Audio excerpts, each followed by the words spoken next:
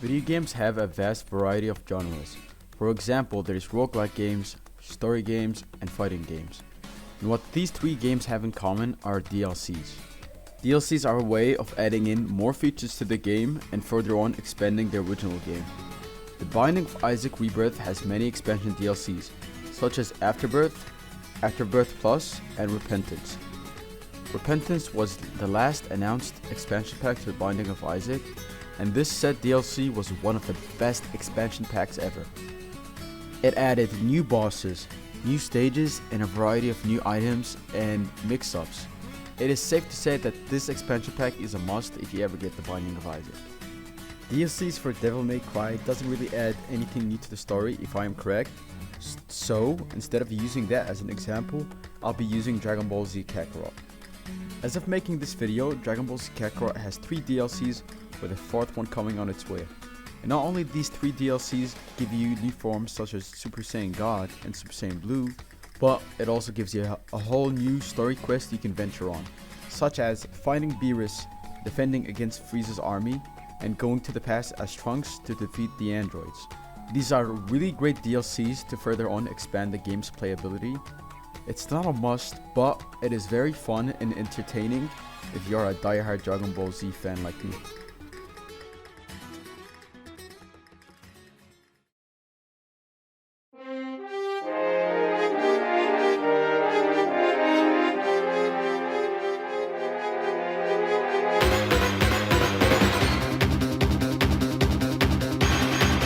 Nevertheless, what stands out in DLC terms between these 3 genres are fighting game DLCs. How, you may ask? Well, let us look at the Guilty Gear DLC catalog. As you can see, every DLC here is like one single character, and they cost like 30 reals, basically $8 US, and for that you get a cool character, I guess. But this video isn't me just complaining about the pricing or whatever, but rather the balance of the DLC characters in these fighting games.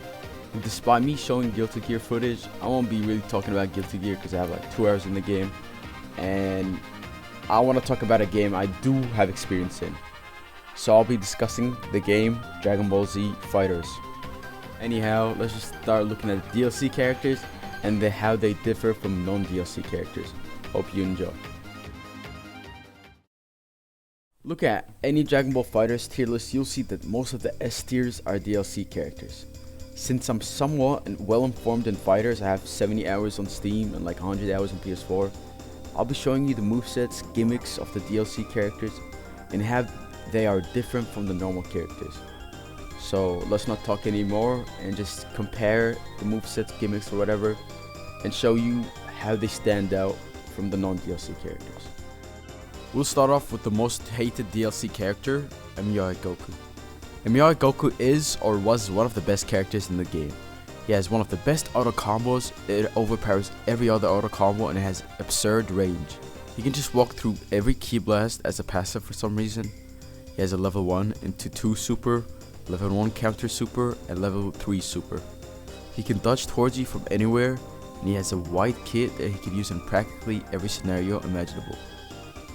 In the past, he was basically the best character in the game, but he has gotten so many nerfs over the past years, so he has dropped down significantly in terms of tiers. But the real top tiers in this game are the fusion characters. Well, not exactly them, but they are all top tiers: Vegito, Gogeta, and Super Saiyan 4 Gogeta. But of course, I won't be showing all their kits because I want to be discussing multiple different games. So I'll move on to another fighting game. We'll be moving on into Super Smash Bros. Ultimate and the DLC fighters. One of the most controversial topics in Super Smash Bros. Ultimate is Steve and Kazuya. Let's look over Steve. Steve is a creative character from my perspective. I mean, there's no character in the game that can place blocks, mine for materials, and craft tools. Steve's kit in Super Smash Bros. Ultimate is very unique. He has materials that are used for various actions, like wood. You can make wooden tools and place it. You have iron, which can be turned into an anvil, or iron rails to go move around with the mine carts. And then there's gold and diamond, whereas you can upgrade your weapons and deal more damage. Of course, he has a TNT tool and can use redstone to link it up and set it off with a pressure plate. And he has a magma block and lava bucket on him for some reason. But with all these in hands, he has great attacking and defensive capabilities. So I was doing some research and I found out that the supposed best Super Smash Bros. Ultimate player is MK Leo. He plays Byleth, Chrome, and Joker. And from looking at various footages, I can see that he has problems fighting some certain Steves. Onan, who is a top player with Steve, has 3-0'd him in terms of rounds, which is honestly nasty considering MK Leo is one if not the best Super Smash Bros. Ultimate player.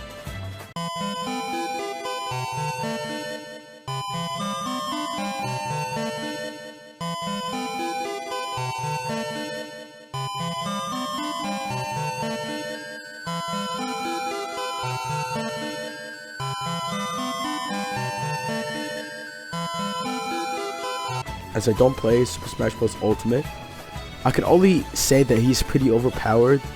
I mean, like, come on, he can place blocks. What other character can do that? Anyhow, let's move on to the topic of Kazuya. Kazuya Mishima is from the series Tekken, and he was the second to last DLC. The Super Smash Bros. Series, the last one being Sora. And out of all of the characters in this game, he has the most moves in Super Smash Bros. Ultimate. And I mean, like, holy shit, he has so much moves. And even command inputs in Super Smash Bros. Ultimate. His side taunts is also one of the only taunts that can do damage like Luigi. And not to mention, at a certain percentage, a move of his has an upgraded variant. And he can also, like, triple jump? Yeah, he can triple jump. Anyhow, let's compare his moveset to a normal character like Mario.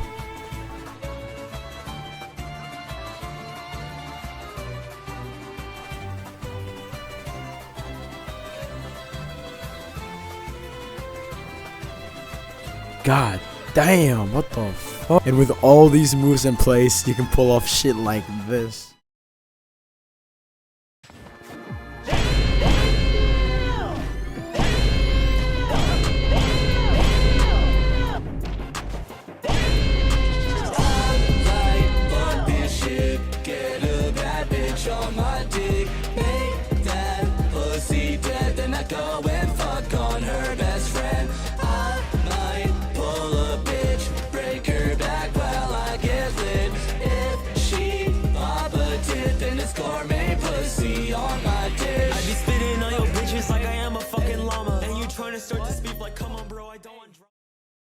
And yeah, that's all for today.